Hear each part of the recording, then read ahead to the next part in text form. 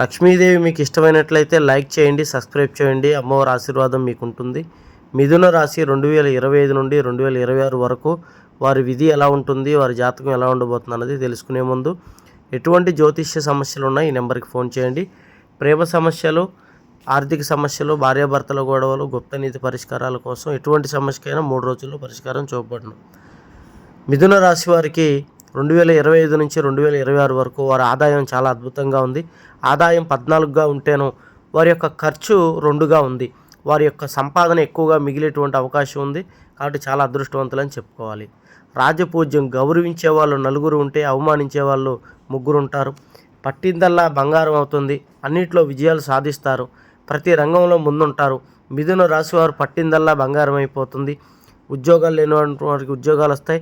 వ్యాపార రంగంలో అద్భుతంగా దూసుకెళ్ళి ఆర్థికంగా బలంగా ఉండేటువంటి రాశిగా వీరు మారబోతున్నారు.